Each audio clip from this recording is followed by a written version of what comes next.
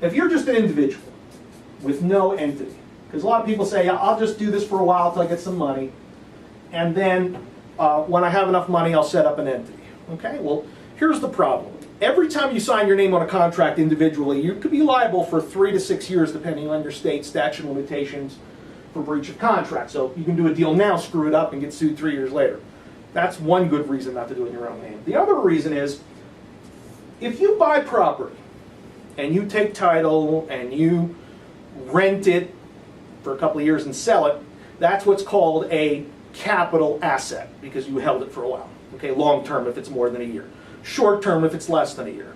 If you acquire properties and then flip them, probably the IRS, and especially if you're wholesaling them, because that's clearly an intent to get in and get out, the IRS is going to tag you as what's called a dealer in properties.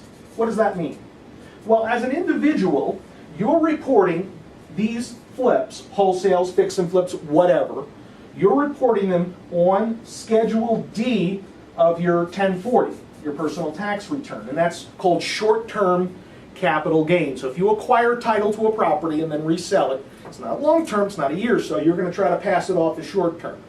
Now the tax rate is the regular personal tax rate. It's not like a long-term capital gain, which is capped at 20%. It's going to be personal rates, which is as high as almost 40. And if you're making enough, pay Obamacare tax, state tax, everything can be as high as 50. Okay? If the IRS says you're a dealer in properties, that means this is not a capital asset. It is inventory. What does that mean? Well, inventory has a different meaning than capital asset.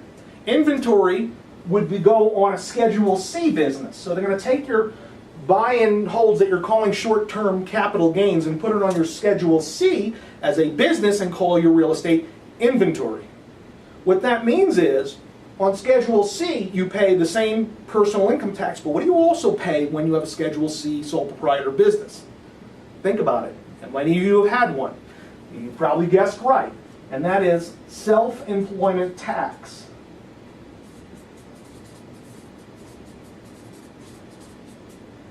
And that is 15.3% of your earnings there. Okay? So if you did 100 grand worth of flips on a Schedule D and then you got tagged a dealer, they moved it to Schedule C, and you did that for 3 years, 100 grand a year for 3 years, you would owe 15.3% of 100 grand. Wow! That's a hit. That's like almost 50 grand plus interest.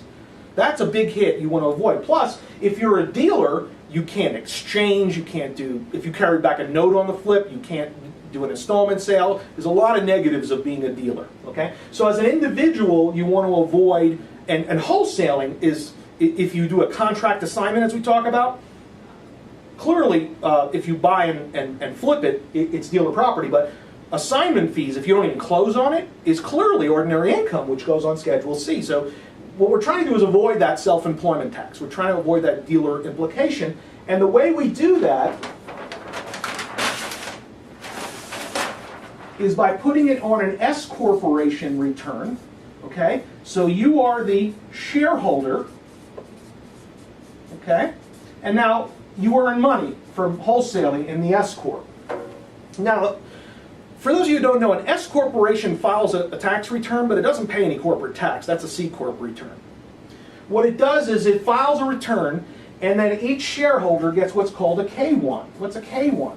Well, if the corporation had income from flipping of 100 grand and expenses of 50 grand with a net 50 profit, then you as the shareholder would get a Form K1 from the corporation, which goes to the IRS as well, saying you made 50 grand. And then you report that 50 grand on your personal tax return, not Schedule C. Okay? Schedule E, which you don't pay FICA tax on. You don't pay self-employment tax on. Wow. So you could save yourself thousands and thousands of dollars by using an S corporation if you have that short-term ordinary income, dealer income, whatever you want to call it, assignment fee income, that is earned. Earned income is subject to FICA tax, and rental income is not. Okay? Okay, or passive income is not. Capital gains long-term is not. But short-term stuff and wholesaling fees are.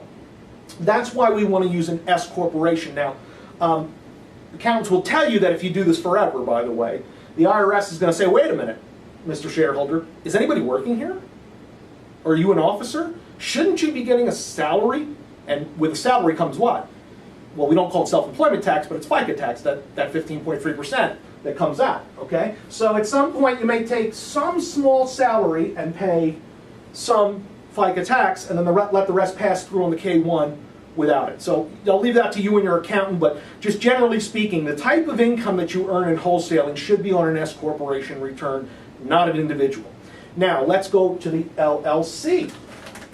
A lot of people set up LLCs. They figure that's the right thing to do because that's what everybody else does. You know, following the herd can get you slaughtered. So let's look at an LLC. So if you set up an LLC and you're not the shareholder, you're what's called the member, the owner. Okay, it has members. I'll say it's you and your wife, or just you, whatever. An LLC doesn't file a tax return, per se. There's no such tax return called LLC. Corporations have tax returns. There's a C corporation return, S corporation return. LLCs don't have a tax designation. By default, they are treated one of four ways by the IRS, and you can also elect to change that classification. So for example, if it's an LLC which has one member, then it is what's called disregarded. I can't spell. Regarded. What does that mean? So by default, a single member LLC, if that's what you set up, means that at the state level, this LLC exists, and it'll protect you from liabilities. But according to the IRS, it doesn't exist, it's disregarded. What does disregarded mean? That means the taxpayer from this income that comes in and out of this LLC is reported on the member's personal return. And if that personal person is you, ergo, you're reporting back on Schedule C again. Does that make sense? So the single member LLC that's disregarded is a bad form. It's just same thing. I mean, it's less liability than sole proprietor, but the same tax snafu of being a dealer. Okay? Now, if you are two members, you and a partner that's not your spouse, spouses can be also disregarded. But if you have a second member, then by default you're a partnership. Now a partnership, like an S Corp, files a return, and each member is going to get a K-1, like an S Corp, with their share of income, net income. And depending on whether that income is earned or is passive, like rental, will determine whether or not that income is subject to FICA tax. So the partnership doesn't avoid the dealer. If you have a partnership and you're doing dealer activity, you're going to get hit with the same problem being a dealer. Okay? So if you are an LLC, whether it's you and your spouse, you and a partner, you can elect and say, I don't want the default classification. I don't want to be a single member disregarded, and I don't want to be a partnership. I want to be an S corporation for tax purposes, IRS. Treat us like an S Corp. Now, you're still an LLC under state law. You still operate with members and managers and operating agreements, but you file with the IRS an S corporation return, and you are treated like an S corporation for tax purposes. Does that make sense? So again, you could be an S Corp or an LLC filing as an S corporation. It doesn't matter. It's the same thing. But that, I think, is the best format for wholesaling, especially when you're getting started. If you're making a whole lot of money where you can't spend it all, you might go C corporation in the future. I'll leave that up to you and your accountant. But for most people, either an S corporation or an LLC filing as an S corporation. There's 6 of one, half dozen of the other. But generally, the best format for wholesaling type income.